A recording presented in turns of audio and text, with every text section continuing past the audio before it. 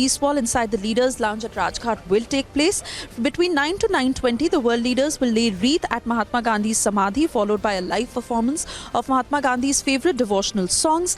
Subsequently, leaders and heads of delegations who will move to Bharat Mandapam's Leaders' Lounge.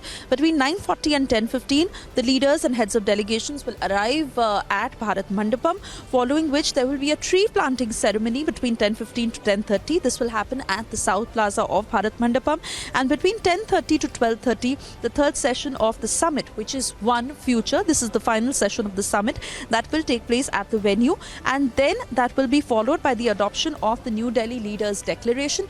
Like you rightly said, Shravan, that is the real challenge, because India is projecting this as a big diplomatic achievement, and a lot of preparation that has been happening starting 2018 onwards, because this is a summit that was actually to happen in 2021, but due to COVID there was a delay, and India actually took the presidency at a very difficult time post-COVID, and of course the Russia-Ukraine conflict. While we are talking about the Russia-Ukraine conflict and what was indicated by Amitabh Kant, the G20 Sherpa yesterday, where he said that Russia's war in Ukraine has divided the G20 nations with ministerial meetings during the Indian presidency. But however, joint statements from the member nations, that is awaited.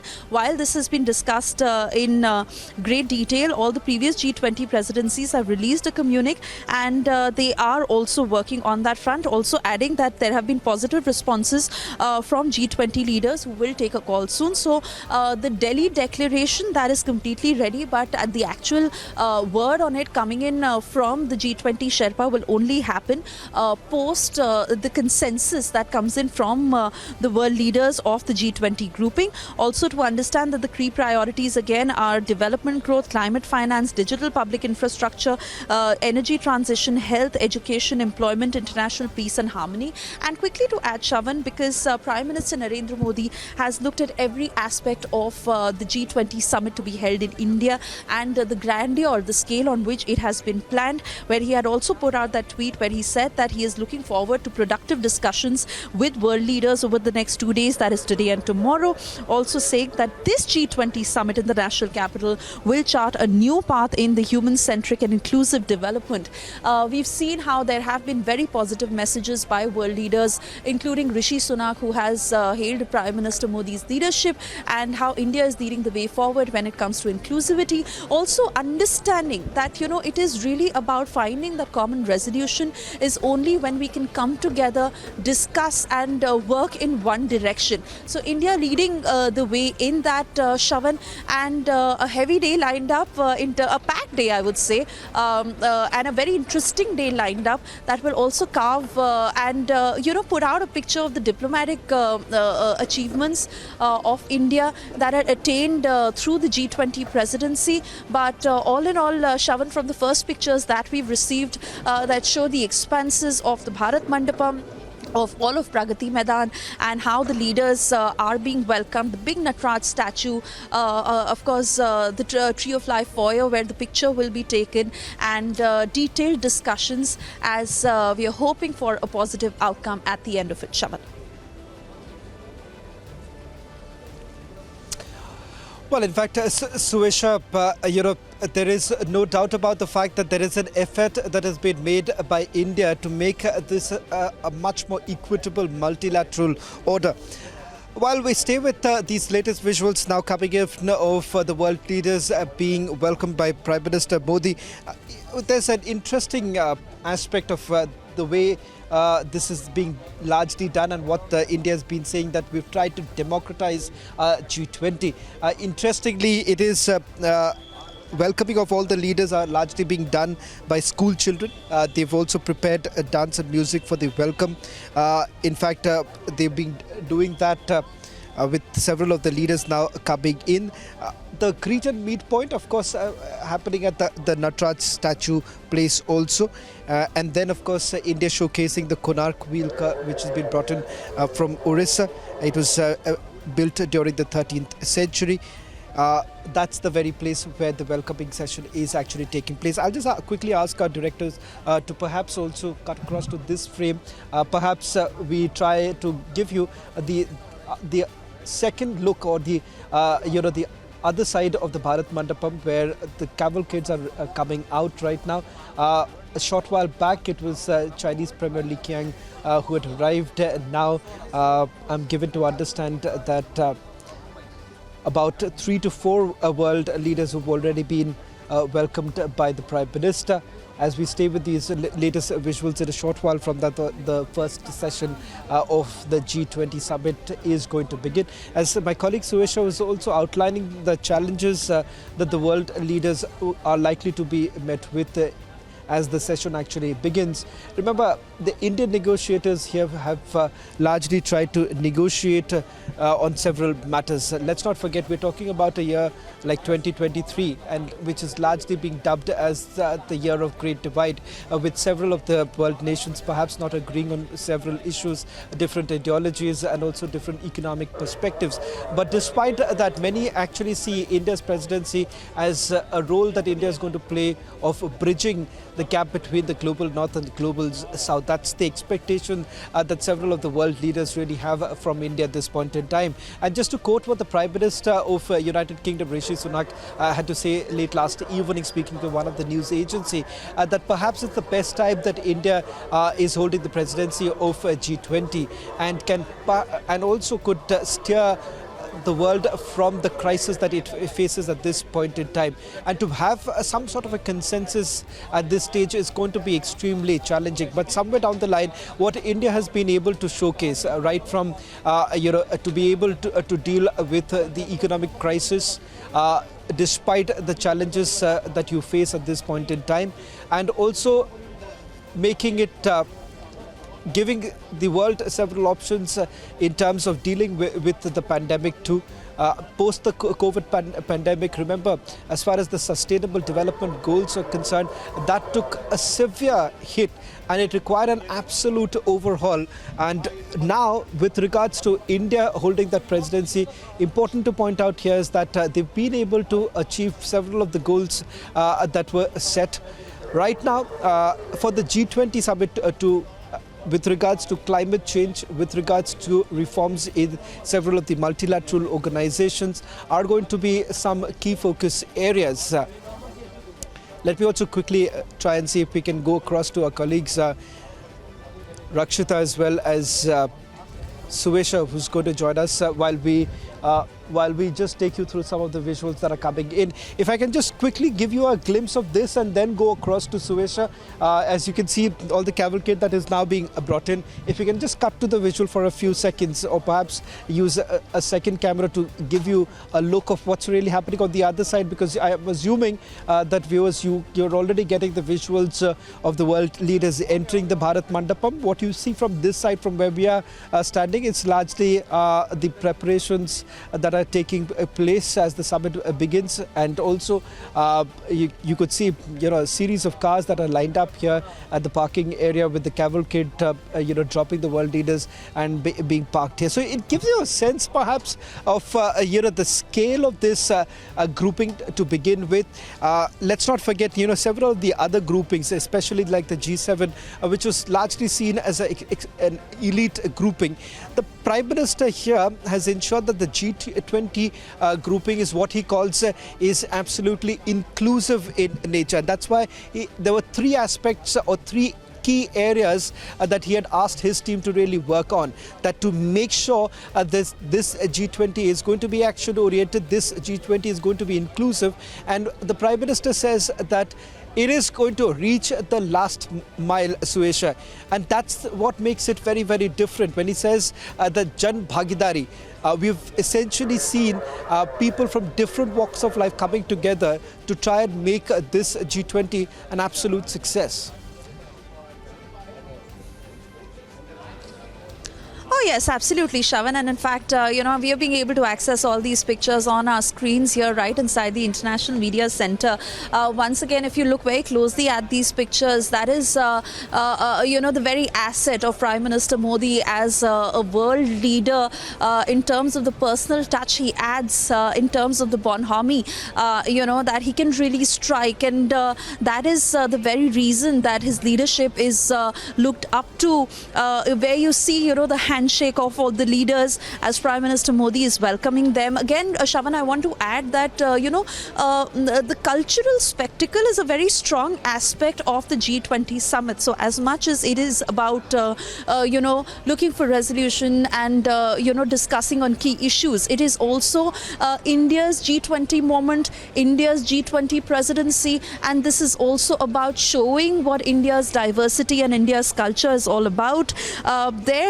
For the very reason that every symbol, every depiction, every sign that you see, not just inside and outside of Bharat Mandapam, but across the national capital and in every greet that our world leaders will be witness to, it is about showcasing the real essence of India. Now, like you saw, Shravan, and our viewers continue to watch, this is the Konark Wheel that was built during the 13th century in the reign of King Narsimha Deva, and the wheel, which 24 spokes, is also adapted into India's national flag, embodies India's ancient wisdom, advanced civilization, architectural excellence. The rotating motion of the Konark wheel that symbolizes time, Kal Chakra, as well as progress and continuous change. It serves as a powerful symbol of the wheel of democracy that reflects the resilience of democratic ideals and a commitment to progress in the society. So that is the very message that the Konark wheel gives out, and that is the backdrop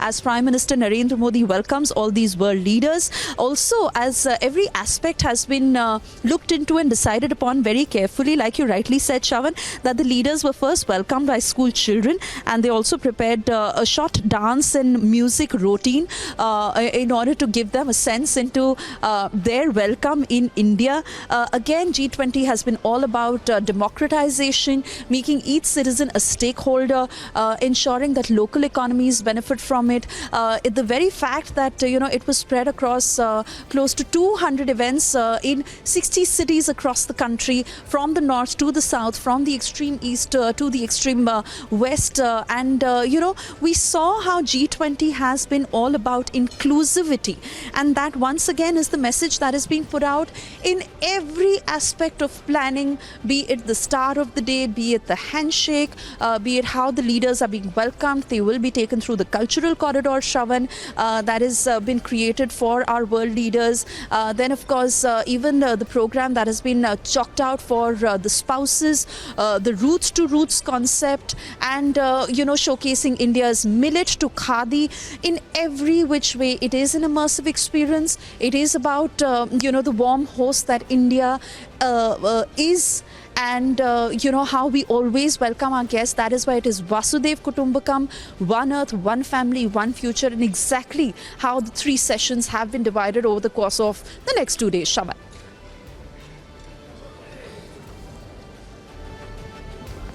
Well, absolutely, Suesha.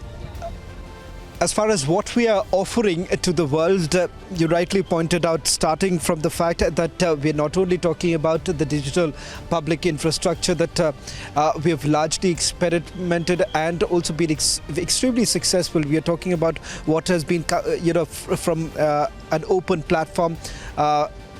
It is something that the world largely going to witness, an experience corridor that has been created for the world leaders too. Thereafter, with regards to addressing the food security, let's not forget the grain deal, which hasn't really worked out with Russia at this point in time, has actually had a ramification across the globe, and soaring food prices being another big challenge. Now, what India has largely been able to do is, speaking about the alternatives at a time when there are several problems that the world is facing. India has come up with a solution which many would say is unique in nature. Let's not forget with regards to the old grains, which is millet being another option that has largely been floated by India at this point in time.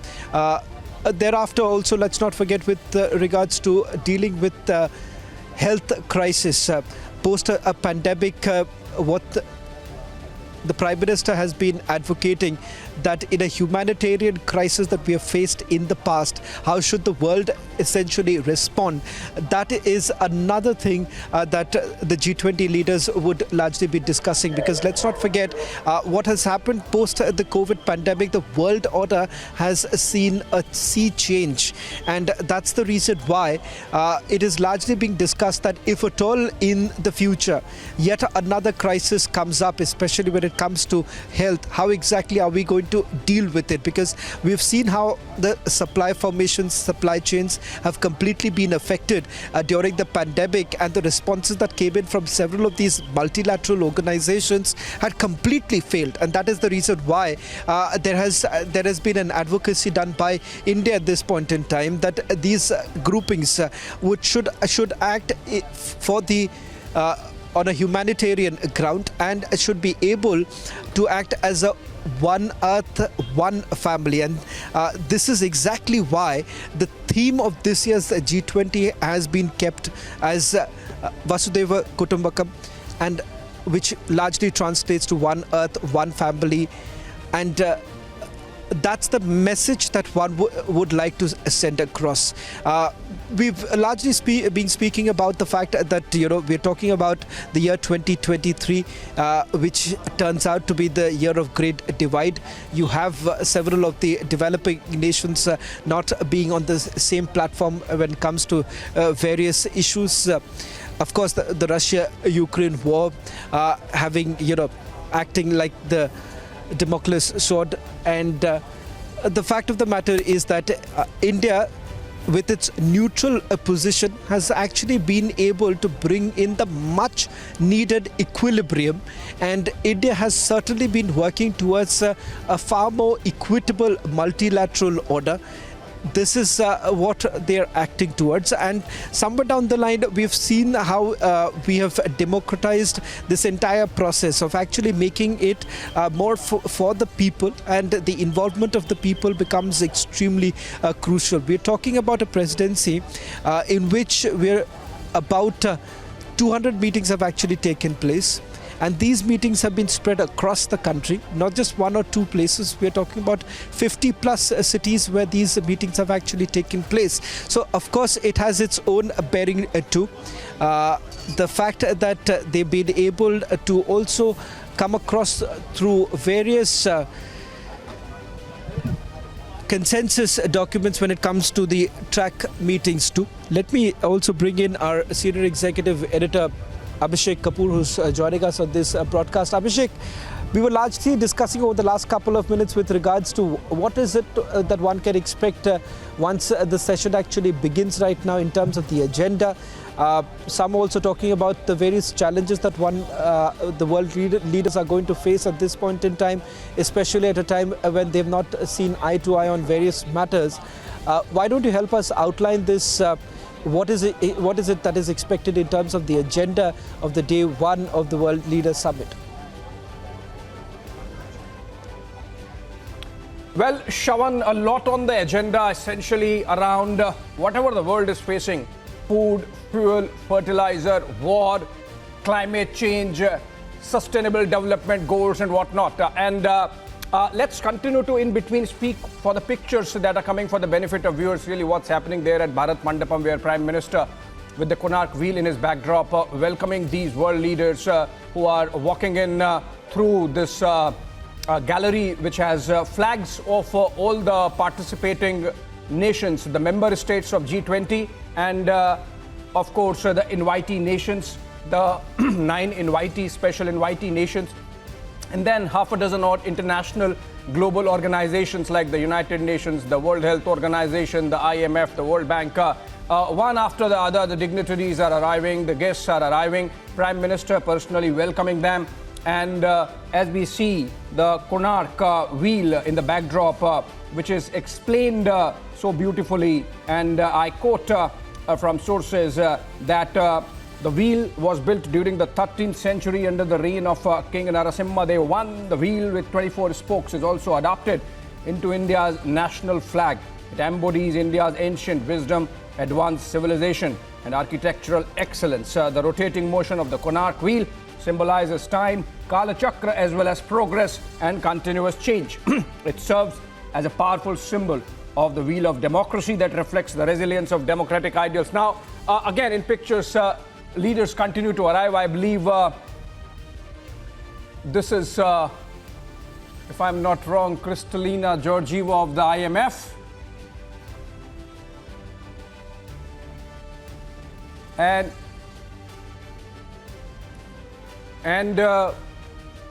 if the PCR can help me identify these guests.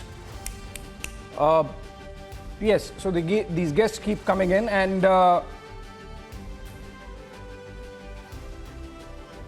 this is Vice President of Spain. Remember, the reason why it's not the president is because the Spanish president got tested COVID positive just day before yesterday, and that's why we have Vice President of Spain filling in for the leader. And in between, Shravan, your question about on the agenda. So there are two sessions today. One is called One Earth, the other is called One World, and the third session that's going to happen tomorrow is called One Family. Now see it so beautifully. Vasudhaiv Kutumbakam is the theme that was chosen by Prime Minister, and this seems okay. This is Mohammed bin Zayed Al Nahyan, if I'm right. MBZ, the President of UAE, the Sheikh of Abu Dhabi. Yes, that's, if I'm right, this is MBZ, or is it Mohammed bin Salman?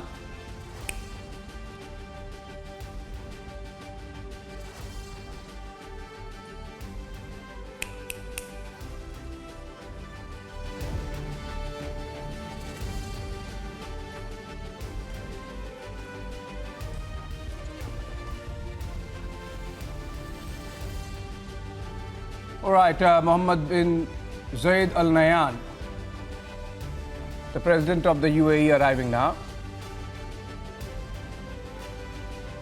And Prime Minister welcoming him. And the hug. UAE is a special invitee country, and Prime Minister there having a small talk with both hands holding the leader's hands. And then he moves on. I believe about 20 odd leaders have already arrived, total 35, which includes, of course, the special invitee countries like the UAE is, and apart from that, the international organizations. Coming back to the sessions, One Earth, One World, One Family. Now, the G20 logo actually draws its inspiration from Vasudhaiv Kutumbakam, and the translation of it became One Earth, One World, One Family. And apart from the fact that there is the logo, and then there is Earth with the lotus, India's national flower. The Earth reflects India's pro-planet approach to life, one in perfect harmony with nature. And below the G20 logo is Bharat written in Devanagari script. Now that this whole debate of India versus Bharat, in the logo it actually says Bharat, so it began a year ago. The debate did not start now. The logo draws upon elements contained in various entries received during an open competition for the logo design. So even the logo design was very democratic, and people from around the country participated. The theme of India G20 presidency, Vasudhaiv Kutumbakam, is drawn from the ancient Sanskrit text of the Maha Upanishad. Essentially, the theme affirms the value of life, human, animal, plant, and microorganisms, and their interconnectedness on the planet Earth and in the wider universe. Now, this is important why we mentioned this. Now we have another leader coming in.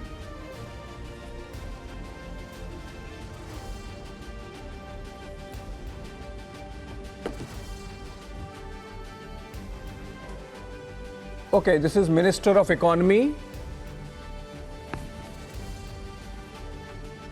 Mexico. Okay, this is Mexico's Minister of Economy. Again, Mexico, another nation not represented at the top for domestic reasons. Remember, President Putin has not come because of Russia's war with Ukraine. President Xi Jinping has not come because of some pressing engagements in Beijing after having been reprimanded in Baidehi by Communist Party seniors, and seems he wears the crown a little uneasy. That's why he has not come to the G20 Summit. And then we have Spanish president not coming because of COVID. And then we have Mexican president not coming for domestic reasons. We're told generally he does not travel. And that's why the economy minister on behalf of the Mexico president coming in here.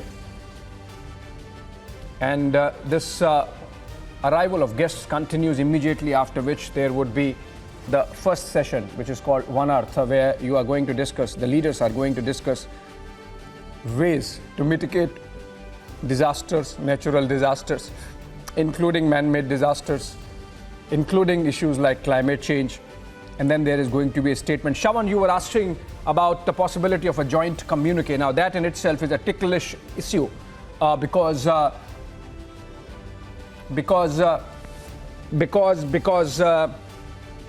it's a ticklish issue because of the ongoing war in Europe.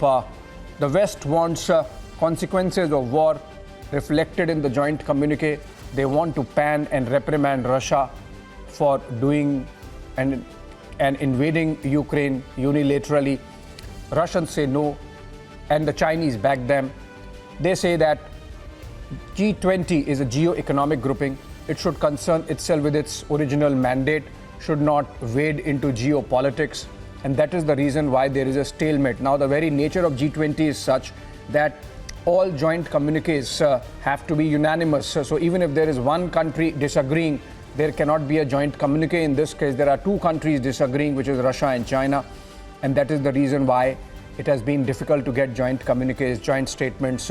Typically, even during the ministerials last year, during India's presidency, we have had an executive summary of the proceedings and then a chairman's statement released at a press conference after the ministerials.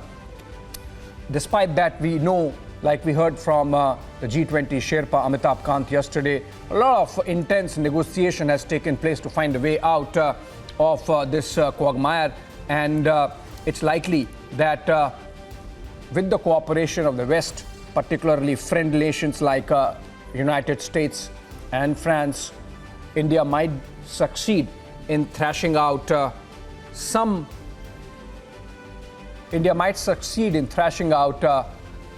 possible joint statement with wordings on the war chosen in a manner that Russia accepts them. Remember, in the Bali Declaration, which was about 10,000 words, only 255 words were focused on the Europe war, and the wording was such that Russia accepted it at that time last year. Now, between last year and this year, a lot of water has flown down the Danube, a lot of water has flown down the Dnipro, and that is the reason why there is more difficulty diplomats have faced in terms of getting a joint communique. There is additional bit of China trying to embarrass India, China trying to put India down, and so playing a spoiler, which was indicated to by the US National Security Advisor Jake Sullivan. Now, even as we continue to get you these pictures of Prime Minister Narendra Modi receiving these dignitaries, guests, invitees who would be participating in the dialogue. One more leader coming in, and seems the Argentinian president will try and connect on that. Yes, this is Argentinian president. This is Argentina president, and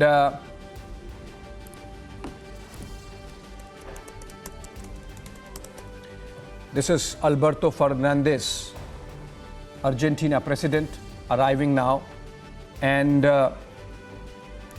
we are going to see more of these leaders coming. Almost 20 have come, which means about a dozen odd still to come. Prime Minister Modi welcoming Argentine President Alberto Fernandez with Konark wheel, which we explained the significance of in the backdrop. And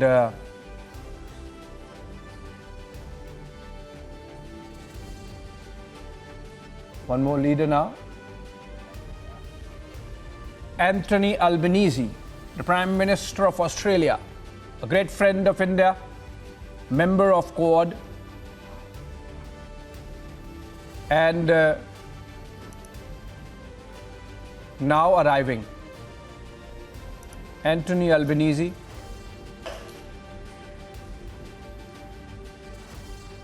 he would be welcomed by Prime Minister.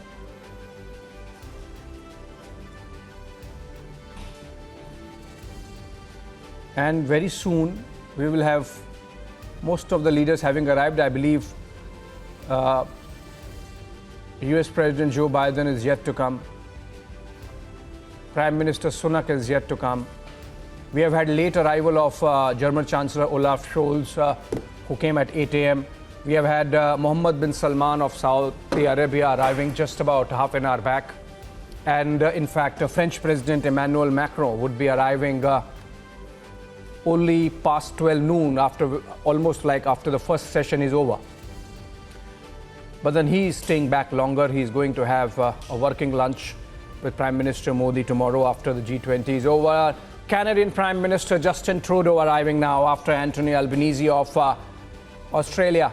Canada's Justin Trudeau, he arrived last evening, and he has come to India after having ordered an inquiry into whether China meddled in the elections of 2019 and 2021 in Canada. Prime Minister welcoming him with a namaste and now a shake hand. A very firm shake hand. Pictures, and then Justin Trudeau goes in where all the leaders are.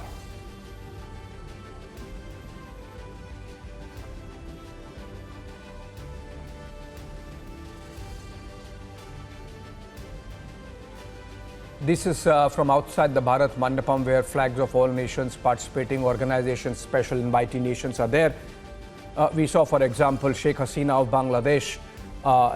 Imagine the kind of confidence boost smaller nations like Mauritius and Maldives and Bangladesh get when they get invited to such big platforms, which perhaps naturally they would not become members of for years. Now, it is Ursula von der Leyen, Commissioner of the European Union, a very powerful organization, full member of the G20. In fact, G20 is 19 countries plus European Union. And Ursula von der Leyen now arriving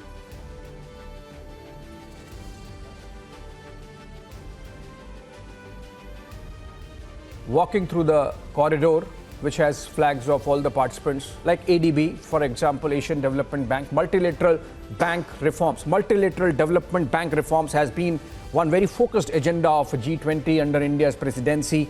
And the reform of ADB, reform of World Bank, reform of IMF has been something discussed in every meeting. And in fact, outcome documents have come out with some solutions. Prime Minister having a small talk with Ursula von der Leyen.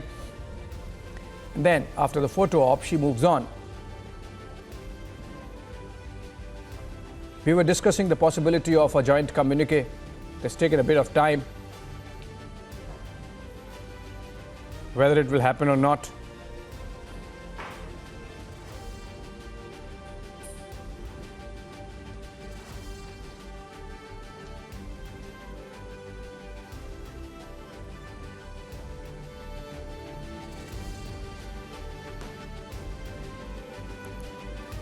one more leader arriving.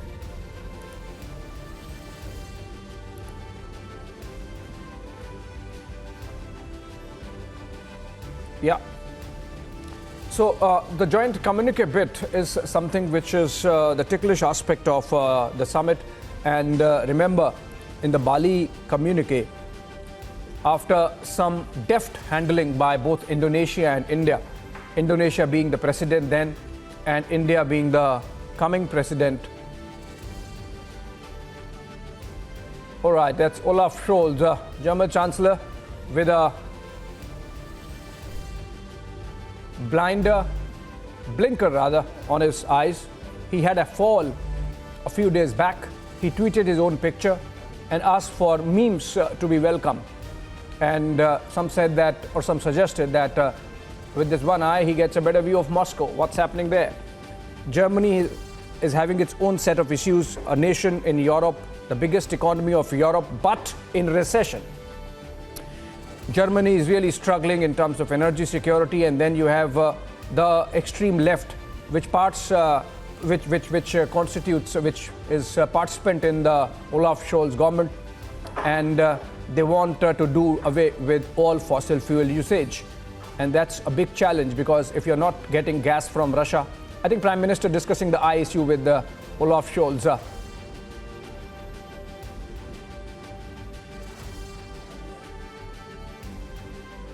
All right, Olaf Scholz there of Germany, Chancellor of Germany. Germany having its own development issues, a country in recession, biggest economy of Europe, and yet there is a bill that is being brought in which wants to stop using fossil fuels, all fossil fuels. What happens to energy security? One wonders, if you're not getting Russian gas, if you're not going to use coal, if you're not going to use petrol, diesel, how do you survive? And there is a strong resistance to nuclear power as well, unlike in the case of France, which has about 50% of its power coming from nuclear energy. So very complex society there, and all these issues really impact the kind of decision making that happens at platforms like G20. So obviously we are going to see some of it getting reflected in the dialogue that happens in those 3 sessions today, 2 of them today, the 3rd one tomorrow.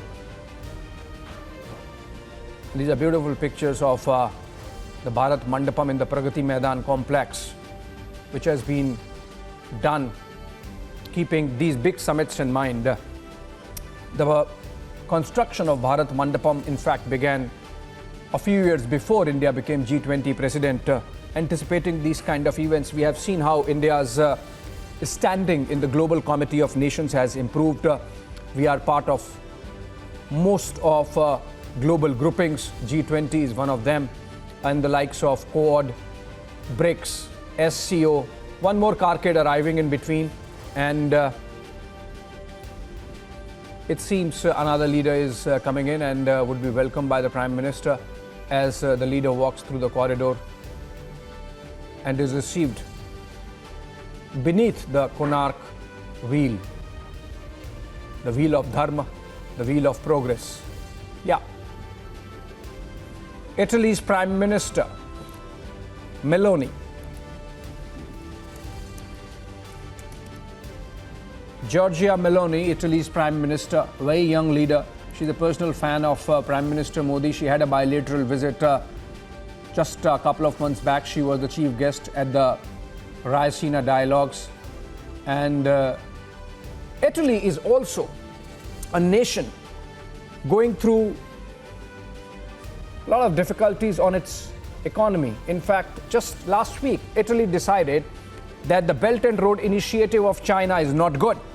Italy was one of the first European nations, perhaps the first nation in Europe to become part of the China-led infrastructure or Xi Jinping plan on infrastructure called the Belt and Road Initiative. And now Italy is the first nation in Europe to really come out of BRI, suggesting that the Chinese have not been very honest about it. A very personal fan of Prime Minister Modi, and the chemistry getting reflected. Giorgia Meloni, just 46 years old, Prime Minister. She's from the right wing of Italy, Italian politics. Her party is called Brothers of Italy.